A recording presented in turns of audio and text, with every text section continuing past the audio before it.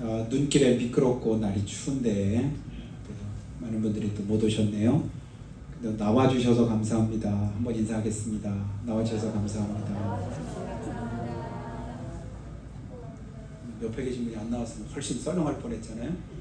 나와주시니까 오늘 이 눈이 하루만 더 일찍 왔었더라면 더 좋았을 것 같은 생각이 드는데 새벽부터 그냥 그 차 운행할 거 생각하느라고 이렇게 눈과에 그냥 이렇게 씨름을 하다 보니까 신경을 많이 쓰고 했더니 여기저기 좀 결리는 것 같고, 정장로님 새벽님이 나오셔서 같이 또 눈을 또 추운데고 좀 치우셔가지고 그렇게 치운데 또 오고 계속 했는데도 이렇게 교회에 오는데 쉽지 않았던 것 같아요. 그래도 나와주셔서 감사합니다.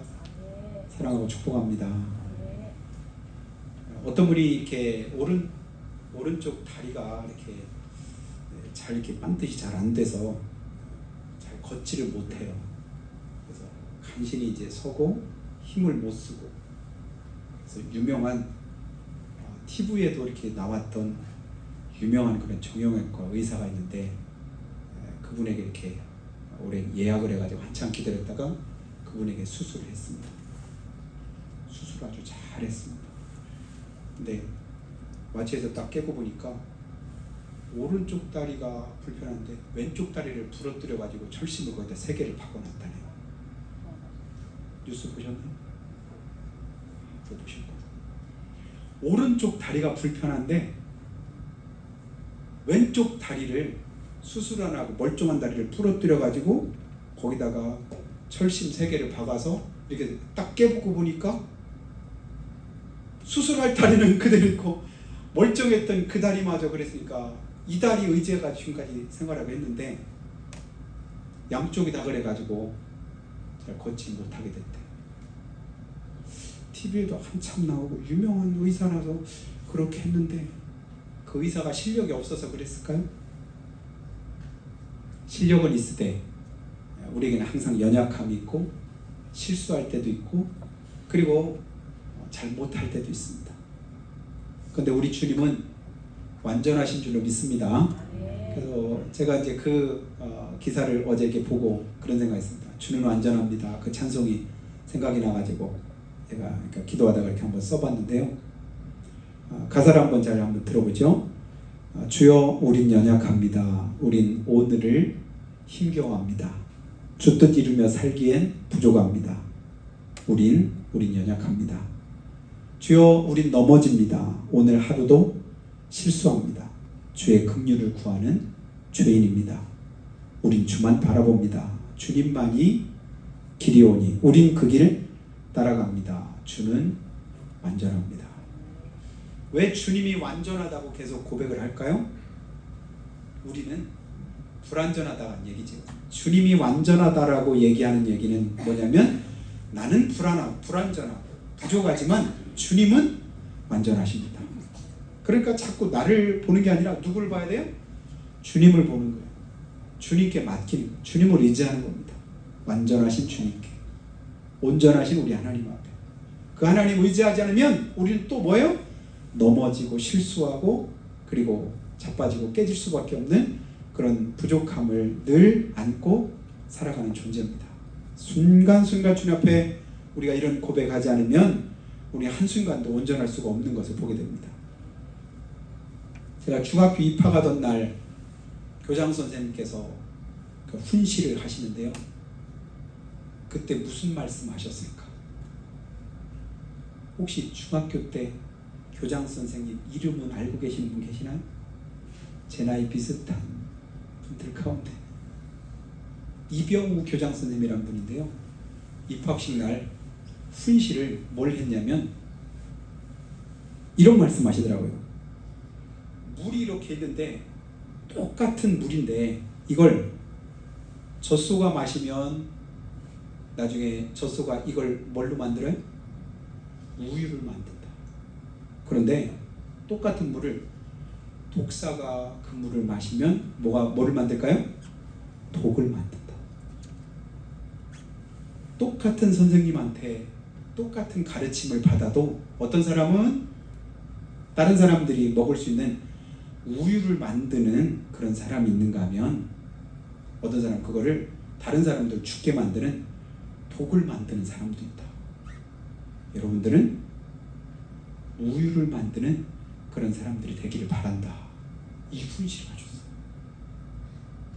45년 전에. 응? 왜 제가 그걸 기억할까요? 아, 진짜 맞다. 똑같은 환경인데 똑같은 조건인데도 어떤 사람은 그것을 누군가에게 유익하도록 만드는 사람이 있는가 하면 다른 사람들 해치도록 그렇게 잘못 만드는 사람도 있다. 다시 말하면 환경이 중요한 게 아니라 그 환경 속에서 대하는 내 마음가짐이 더 중요하다. 그걸 제 마음에 새겼으니까 지금까지 기억을 하지, 안 그랬으면 45년 지났는데 그게 기억날 리가 없겠지요. 하버슨이라고 하는 분이 있는데요. 그분이 쓴 책이 무한한 능력이라고 하는 책이 있었습니다.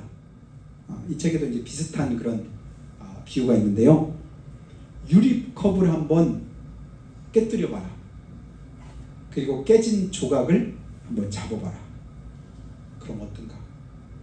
여러분, 유리컵이 그냥 제가 이걸 잡을 때 꽉 지금 움켜잡아도 제 손이 어때요? 멀쩡하죠. 근데 깨진 유리컵을 제가 손으로 움켜잡으면 어떻게 될까요? 큰일 나죠. 여기저기 찔려가지고 상처가 나고 피가 나겠죠. 그런데 포도즙을 한번 으깨봐라. 꽉 으깨봐라. 그럼 어떤가? 여러분, 포도는 으깨면 으깰수록 향기가 더 진할까요? 아니면 덜 진할까요? 으깰수록 진하죠. 그래서 와인을 만드는 그런 유명한 그런 나라에서는 포도를 넣고 성경 안에도 넣고서 막 발로 막 질그지고 계속 밟죠. 그래가지고 밟으면 밟을수록 으깨면 으깰수록 더 향기로운 그런 냄새가 나고 좋은 그런 포도즙을 만들 수가 있다. 그러면서 이제 이분이 이렇게 말해요. 사람이 사는 삶의 방식이 두 가지가 있는데 어떤 사람은 유리컵처럼 산다는 거예요. 유리컵처럼 살아가지고 환난을 만나고 시련을 만나고 고난을 만나면 그 유리컵은 깨지겠죠. 근데 깨지고 나면 그 깨진 그 유리컵처럼 더 공격적이고 신경질적으로 바뀐다. 근데 어떤 사람은 포도송이처럼 포도즙 틀에서 그게 그냥 으깨지고 막 그래도 으깨지는 그런 아픔과 고통이 있어도 그걸 잘 참고 인내한다. 참고 인내하면 나중에 다른 사람에게 뭐예요? 유익을 가져다 주는 그런 사람으로 그렇게 바뀌게 되더라. 그러면서 이제 한 가지 질문한 거예요. 그러면 나는 어떤 삶을 살고 있는가? 유리컵처럼 살고 있나? 아니면 포도송이처럼 살고 있나? 스스로에게 한번 질문해 보시기 바래요. 내가 살아온 삶은 지금 살아가는 것이 유리컵처럼 조금만 힘들고 어려워도 금방 신경질적이 돼가지고 다른 사람들에게 상처 주고 아픔 주고 또 다른 사람들의 마음을 속상하게 하고 그런 사람인가? 아니면 고난이 있고 어려움이 있고 환난이 있어도 그럴 때마다 오히려 그것을 참고 견디고 그래서 오히려 다른 사람들에게 향기를 내뿜는 그런 삶을 살아가고 있나? 원하옵기는 저 여러분이 힘들수록 어려울수록 고난이 있을수록 더더욱 그것이 나뿐 아니라 다른 사람에게도 유익을 줄 수 있는 그런 삶이 될 수 있기를 주님의 이름으로 축복합니다. 우리 예수님이 그런 삶을 사셨잖아요. 우리 예수님은 그 길을 가셨습니다. 그 고통 가운데도 그 어려움 가운데도 우리를 살리시려고 묵묵히 그 길을 가셨지요. 그래서 벤허 영화의 명대사, 벤허 영화에서 저는 가장 감동 있는 그 대사가 그 벤허의 그 어머니가 문둥병에 걸려서 십자가 지고 골고다 이렇게 언덕으로 끌려가시는 예수님을 보면서 혼잣말로 했던 그 말이 저는 제일 감동이었습니다. 저 고통 가운데도 어떻게 저렇게 평화로운 얼굴을 하고 있을까? 저 고통 가운데도 저 괴로움 가운데도 어떻게 얼굴이 저렇게 평안할까? 의아했습니다. 우리 힘들면 굉장히 날카로워지잖아요. 신경질적으로 바뀌잖아요. 공격적이 됩니다. 다른 누군가에게 뭔가를 또 전가하려고 하고 다른 사람들에게 아픔을 주기도 합니다. 근데 믿음의 사람은 전혀 그것과는 다르게 오히려 그 고난이 어려움이 다른 사람들을 위로하게 되고 다른 사람들에게 격려하고 힘을 주는 그런 삶으로 바뀌게 되더라. 지난주에 지지난주 설교 제목을 제가 물어봤는데 어떤 분이 맞췄지요? 뭐라고 했어요? 알고 삽시다. 지난주는 설교 제목이 뭔가 또 아시나요? 이번엔 더 많아요. 지난주 한 분인데 이기고 삽시다. 그럼 오늘은 뭐하고 살면 좋을까요? 같이 한번 읽죠. 시작. 격려하고 삽시다. 아멘. 누군가가 격려라고 하는 거 뭐냐면 다른 사람들에게 유익을 주는 거잖아요. 다른 사람들을 위로하고 힘을 주는 겁니다. 상처 주고 다른 사람들에게 고통을 주고 아프게 하고 그것이 아니라 격려. 넘어졌으면 일어서게 하고 그리고 낙심해 있으면 다시 한번 힘을 얻도록 그렇게 북돋아주고 도울 거 있으면 도와주고 이게 뭐냐면 그게 격려하는 거예요. 우리가 할 수만 있으면 다른 누군가에게 힘이 되고 위로가 되는 그런 말들을 하면 좋은데 때로는 그렇지 못할 때가 더 많이 있는 걸 봅니다. 오히려 잘못을 지적하거나 책망을 먼저 이렇게 하고 그러는데 성경 안에 보니까 책망과 또 다른 누군가를 지적할 때 그보다 먼저 뭐 하기를 주님 원하시냐면 칭찬하기를 원하시더라고요. 칭찬. 다른 누군가가 잘못할 때 저 잘못한 걸 조금 어떻게든 좀 얘기를 해주고 싶은데 싶을 때는 그 얘기하기 전에 그 사람에게 있는 칭찬할 걸 최소한 또 5가지 이상 한번 찾아보고 칭찬을 먼저 막 쏟아 부어주시기 바랍니다. 집사님 어떻게 주름살이 있어도 이렇게 주름살이 이렇게 은혜스럽게 생겼대. 아니 나이를 먹어갈수록 어떻게 더 이렇게 힘이 더 있는 것 같고 어떻게 얼굴 인상이 더 좋아지고 어쩜 이렇게 진짜 천국 바라보면서 살아보니까 진짜 천국 백성 같아. 어쨌든 있는 말 없는 말 할 수 있으면 칭찬거리를 몇 가지를 막 다 얘기하고 그런데 한 가지 그걸 할 때 지혜롭게 마음만 조금만 더 넓히면 진짜 집사님 나무랄 게 진짜 없을 것 같아. 이야, 그게 진짜 옥의 티 같은데 이 티마저 없다면 진짜 얼마나 100점짜리일 텐데. 이야, 99점이 너무 아깝다. 꼭 한 가지 더. 그러면서 칭찬하면 좋은데 칭찬을 한 가지도 안 하고 원망, 불평하고 그냥 다른 누군가에게 그냥 책 잡을 얘기만 우리는 막 몇 가지 막 늘어놓을 때가 많잖아요. 근데 오늘 말씀 보니까요, 데살로니가 성도들이 데살로니가 전후서 가운데 다른 말씀은 다 몰라도 우리가 기억하는 말씀 하나 있지요. 일하기 싫거든 뭐하지도 말아라, 먹지도 마라. 이게 데살로니가에 나온 말씀입니다.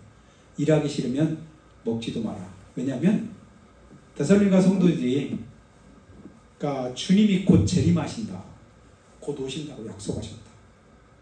근데 주님은 언제 오신다고는 안 하셨거든요.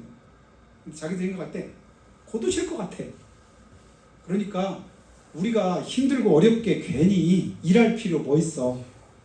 그냥 오늘 먹고 마시고 노는 게 최고지. 그러고 보니까 잘못된 종말론을 가지다 보니까 매일매일 삶이 온전하지 못한 거예요. 그러니까 이걸 한번 어떻게 바로잡아 줘야 되겠는데 어떻게 할까.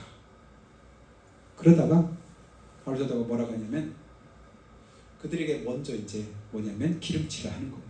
오늘 말씀 3절 4절 보면 3가지 정도 이렇게 칭찬을 한대요. 먼저 뭐라고 하냐면 그들에게 칭찬할 거리를 한번 찾아서 한번 칭찬하는 거예요. 사실은 혼내려고 하는 거거든요. 일하기 싫으면 먹지도 마라. 그래서 뭐 하는 것이야 하면서 이 말을 하고 싶은데 그냥 하면 상처받고 그럴까 봐서 뭐라고 하냐면 첫 번째 오늘 말씀 한번 볼까요? 3절 이제 말씀에 형제들아 우리가 너희를 위하여 항상 하나님께 감사할지니 이것이 당연함은 너희 때문에 하나님께 감사한데 이건 당연한 거. 누구 때문에 감사하대요? 너희 때문에. 집사님 때문에, 권사님 때문에 하나님께 너무 감사해요. 당연하지. 주책스러운 거 집사님 잘 안 봤으면 좋겠다. 이게 아니라 그분 때문에 진짜 내가 감사해. 당연히 감사해. 당연히. 지극히. 그러면서 빨간 글씨 한번 읽어볼까요? 시작. 너희의 믿음이 더욱 자라고 너희가 다 각기 서로 사랑함이 풍성합니다. 첫 번째 뭐냐면 너희 믿음이 뭐 하는 거예요? 더욱 자라고. 지금 믿음이 좋은지 안 좋은지는 몰라요. 근데 전부 다 조금이라도 나아졌어요. 조금이라도 좋아졌다고 한다면 지금도 여전히 부족할 수 있지만 모자랄 수 있지만 그것 가지고 말하지 말고 뭐 한 거예요? 나아진 걸 보고 얘기를 해주는 거예요. 믿음이 자라고 있는 믿음. 조금씩 나아지고 있는 그 믿음. 그때도 그 전보다는 그래도 조금이라도 더 괜찮아진 그것을 보면서 뭐 해주는 거예요? 칭찬해 주는 거예요. 여러분 믿음도 근육처럼 자꾸만 믿음을 써야만 믿음이 좋아집니다. 여러분 옛날에 그냥 교통이 발달하기 전에는 조금이라도 기회만 있으면 뭐 차도 있으면 한 번이라도 타보고 조금이라도 가능하면 덜 걷는 거. 왜냐면 매일 걸으니까 99% 이상 맨날 걸으니까. 왜냐면 차 탈 일이 별로 없어서. 근데 요즘엔 거꾸로잖아. 웬만하면 탈 게 많아. 그러니까 될 수 있으면 요즘 뭐 하라고요? 될 수 있으면 걸으라. 할 수만 있으면 걸으라. 왜냐면 못 걸으면 죽습니다. 걸어야 근육이 생기거든요. 안 걷고 있으면 안 움직이면 근육은 자동으로 빠지게 됩니다. 그래서 할 수만 있는 대로 여러분 움직일 수 있으면 힘들어도 움직이시길 바라요. 그래야 건강해집니다. 우리 지훈이가 큰아들이 이제 한 10여 년 전에 벌써 11년이 지났군요. 다리 이제 인대 다쳐가지고 한 달 동안을 기부스 한 적이 있었습니다. 근데 깁스를 이렇게 풀 때 보니까 원래 이렇게 이만큼 이렇게 다리통이 굵었다면 풀으니까 훌쩍 하더라고요. 왜 그럴까요? 한 달 동안을 통기부스 해가지고 못 움직였거든. 그러니까 풀고 났더니 야 근육이 이렇게 빠졌구나. 그래서 안 움직였던 관절도 이제 다리를 막 이렇게 움직여주고 해야 되니까 안 움직이려니까 한 달만 움직이니까 얼마나 뻣뻣하고 힘들어요. 안 되니까. 그때 지금도 10년 넘었어도 그 정형외과 의사를 그때 한 방 쳐줄 걸 하는 생각이 들어요. 기계로도 잘 안 되니까 이걸 그냥 잡고 그냥 여기다 어깨에 꽉 꺾는데 그때 막 죽는다고 소리쳤는데 아니 아파 죽겠는데 그 다리를 왜 꺾냐고요. 미친놈 아니야? 왜 꺾는지를 모르면 그렇게 말할 수 있잖아요. 왜 꺾어요? 안 꺾으면 안 돼요. 그렇게 꺾어야 나중에 될 때 안 꺾으면 요만큼밖에 못 움직인다면 꺾으면 나중에 이만큼까지 움직일 수 있으니까 이렇게 하려고 아파도 하는 거예요. 그렇게 할 때 제 엄마는 너무 마음 아프니까 그냥 쳐다도 못 보고 고개 들리고 울고 있었고 저는 뒤에서 머릿속으로 막 뒤통수를 진짜 한 대 치고 싶은 그런 마음이 진짜 생겼었어요. 그렇게 아파하는데 그걸 그렇게 하나. 근데 그 덕분에 더 좋아진 줄로 믿습니다. 아멘. 우리가 살아갈 때 힘들고 어렵고 고통스러운데도 때로는 하나님께서 너희가 환난을 당하나 세상에서 너희가 환난을 당하나 담대하라. 내가 세상을 이겨노라. 아니 기왕에 세상을 이기신 예수님이시면 주님이시면 환난도 면하게 해주시면 좋을 텐데 왜 환난을 당한다고 말씀하시나. 그때 막아주시면 되지. 그런데 때로는 환난을 허락하실 때가 있습니다. 고난을 겪을 때가 있습니다. 아픔의 길을 우리가 가야 될 때가 있습니다. 지나고 보면 그 모든 게 합력해서 하나님의 선을 이루게 되는 것을 우리가 보게 되는데요. 그 고난과 어려움 속에서도 믿음이 단련되는 것처럼 그 고난과 어려움을 통해서도 우리의 믿음을 키워나갈 수 있는 여러분 되시기를 축복합니다. 그 두 번째 뭐라고 하냐면 아까 읽은 대로 데살로니가 교인들의 사랑이 더 뭐해지고 있대요? 풍성해지다. 사랑이 풍성해지다. 그래도 교회 나오니까 교회 나오기 전보다는 더 나아진 게 많잖아요. 그렇죠? 여전히 우리가 부족하지만 예수 믿기 전보다 그래도 예수 믿고 나서 더 독해졌나요? 더 나빠졌나요? 더 마음가짐이 하나님 보시기에 더 우리가 독하고 그리고 악한 그런 생각을 가지는 사람이 저는 없다고 생각이 듭니다. 예수 믿으니까 그래도 조금이라도 더 한 가지라도 더 나아진 게 있지 않겠느냐. 그래서 사랑이 전보다 더욱 풍성해지고 있다고 하는 사실을 보면서 그들을 칭찬하고 있습니다. 예수 믿고 조금씩이라도 아직 부족하지만 미약하지만 조금이라도 더 나아지고 풍성케 되는 은혜를 여러분이 덧입게 되기를 축복합니다. 예수 믿는데 더 차가워지고 더 날카로워지고 더 예민해지고 막 자꾸 그러면 그건 예수님 잘 못 믿는 거죠. 주님이 내 안에 계시면 자연스럽게 나도 모르게 마음이 조금씩이라도 넓어지게 돼 있어요. 풍성한 사랑을 가지게 돼 있어요. 주님이 나를 바꾸시게 돼 있다고. 주님 닮은 심성으로 그런 삶으로 나아가는 것이 사실은 정상이죠.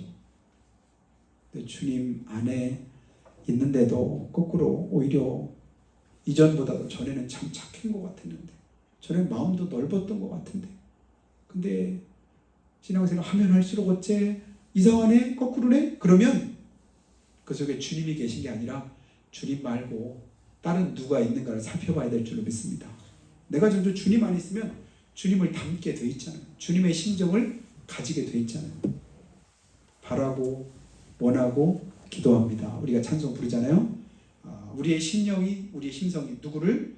주님의 심성을 가지고 주님 닮고 그러면 주님의 행하신 그런 삶의 모습으로 점점 바뀌어져 갑니다.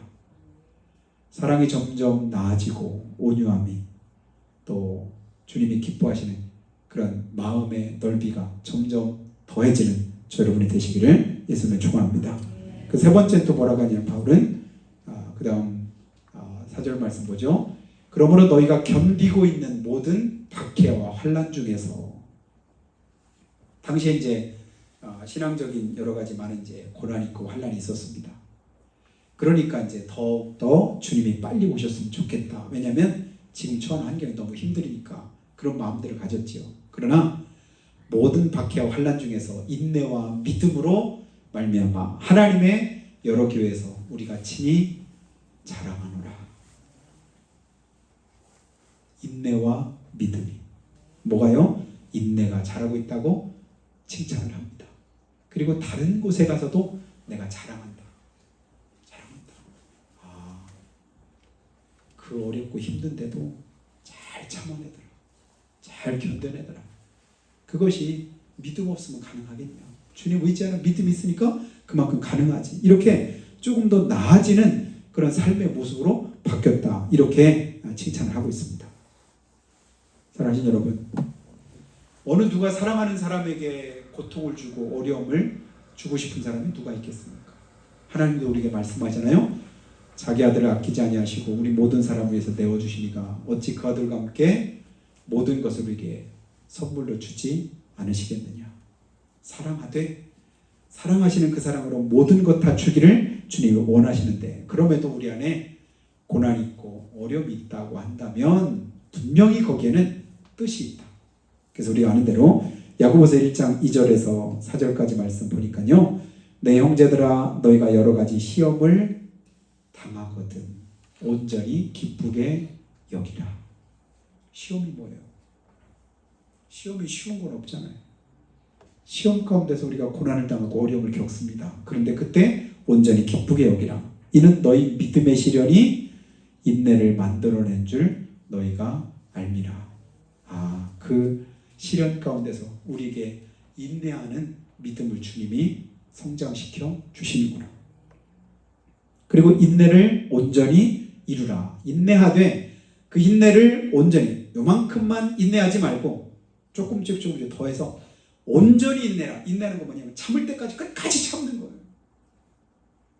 베드로가 내가 잘못한 사람이 있으면 몇 번이나 용서하면 좋을까요? 7번 하면 되지 않겠어요? 주님께 이제 물었을 때 주님 뭐라고 하세요? 70번씩 7번이라도 해라. 이건 뭐냐면 할 수 있는 대로 끝까지 해라. 끝까지. 주님은 죽기까지 우리 사랑하셨잖아요. 주님 목숨 걸고 끝까지 그 일 이루셨다고 한다면 우리는 아직까지 살아있잖아요. 생명 걸고 할 수 있는 데까지 끝까지 하는 것이 그것이 하나님의 뜻이다. 그렇게 인내를 온전히 이루면 하나님께서 우리에게 주시는 약속한 것이 있습니다. 이는 너희로 온전하고 구비하여 조금도 부족함이 없게 하려 함이라. 우리의 부족함을 채우시고 그 부족함을 없게 하시고자 우리로 하여금 뭐 하러 가는 거예요? 인내하라는 거예요. 아, 데살로니가 성도들의 인내가 점점 잘하고 있구나. 전에는 요만큼 참더니 지금은 그래도 이만큼 참는구나. 나아졌구나. 그래서 칭찬해 주는 거예요. 여러분, 칭찬이 사람을 바꾸고 친구의 칭찬이 친구의 얼굴을 빛나게 한다고 자본에도 말씀하잖아요. 그래서 나왔던 유명한 참, 칭찬은 누구도 춤추게 한다, 고래도 춤추게 한다. 그건 뭐냐면 상징적인 의미인데요. 칭찬을 하면 말 못하는 짐승인 고래조차도 좋아서 춤을 출 만큼 그렇게 칭찬을 싫어하는 사람은 아무도 없다. 뭐 칭찬이 지나치면 아부가 될 수도 있긴 하지만 그래도 여러분 칭찬하기를 힘쓰는 우리의 삶이 되기를 주님의 축복합니다. 칭찬하는 사람을 싫어하는 사람은 없습니다. 칭찬하면 그 칭찬을 들은 것 때문에 부담을 느끼는 거예요. 집사님 참 마음 쓰는 게 그렇게 이렇게 고우셔. 이렇게 이제 누군가부터 칭찬을 들었다고요? 그러면 고우려고 하려고 하겠어요? 아니면 내 곱지 않은 그 마음이 들킬까 봐서, 그죠? 조금이라도 더 고운 쪽으로 가려고 하지 금방 안 고운 쪽으로 가려고 할까요? 근데 사실 그대로를 얘기하면 어떻게 될까요? 어째 이렇게 소갈딱지가 이렇게 안 좋아가지고 그러냐고 또 이렇게 얘기하면 나 원래 생겨먹기를 그래 생겨먹기 이런 얘기 우리가 자주 듣잖아요. 우리 가운데도 가끔 보면 그런 얘기 하더라고요. 난 원래 그래. 난 이 말이 제일 듣기 싫더라고요. 원래 그래 이거 뭐냐면 나는 전혀 바뀌지 않을 거야.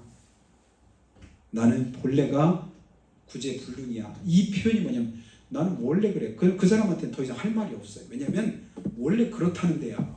안 바뀌겠다고 작정하면서 말하잖아요. 그렇게 하지 말고 아 그래요? 그래요? 누군가가 내게 무슨 말하면 그래요? 한번 들어봐요. 그리고 나서 한번 생각해 보시기 바랍니다. 왜 내가 이 소리를 들어야 될까? 내 안에 뭐가 부족할까? 그래요? 주님은 오늘도 우리가 주님 안에서 인내를 통해서 온전히 구비하고 또 부족함 없게 하나님의 사랑받는 그런 삶이 되기를 원하셔서 우리에게 이렇게 말씀합니다. 그리고 야고보서 1장 22절에도 보니까요. 너희는 말씀을 행하는 자가 되고 듣기만 하여 자신을 속이는 자가 되지 말라. 듣기만 하지 말고 뭐 하래요? 행하랍니다. 우리가 듣기를 많이 들었잖아요. 배우기도 많이 배웠습니다. 알기도 이제는 신앙생활 많이 하다 보니까 성경 말씀도 많이 압니다.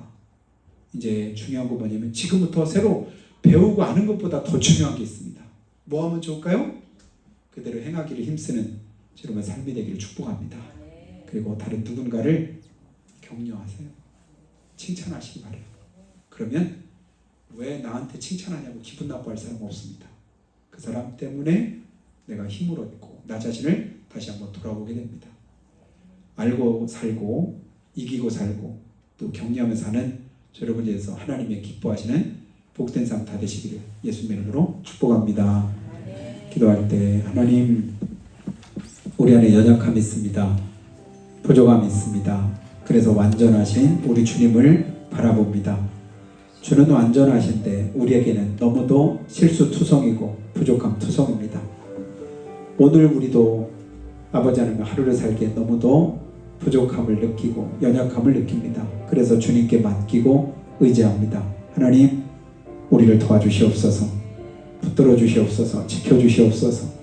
오늘 바울사도가 데살로니가 성도들을 하나님 격려하고 그들을 아버지 하나님의 축복한 것처럼 우리도 그와 같이 격려하는 삶을 살기로 다짐하오니 주여 도와주시고 은혜 베푸시라고 한 목소리로 고백하며 기도하겠습니다. 하나님 아버지 은혜와 사랑을 감사합니다. 믿음이 더욱더 자라는 것으로 사랑이 풍성해지는 것으로 인내가 더하는 것으로 칭찬했고 또 격려했던 바울사도와 같이 우리의 삶에도 이와 같은 은혜가 임하기를 원합니다. 아버지 하나님 위로하고 축복하고 격려해서 하나님의 뜻을 이루게 하시고 하나님 기뻐하시는 삶이 될 수 있도록 인도하여 주옵소서. 오늘 주님 앞에 엎드리오니 긍휼히 여기서 도와주시기 원합니다. 역사하여 주시옵소서. 살아계신 아버지 하나님, 우리의 행한 바 의로운 행위로 말미암지 않고 거저 주시는 바 그 은혜로 믿음으로 말미암아 구원받은 하나님의 자녀가 되어 홀로 주님 앞에 설 수 있도록 우리 하나님 저희를 지키시고 도우셔서 감사합니다. 우리는 이미 허물과 죄로 죽었었고 아버지 본질상 진노의 자녀들이었습니다.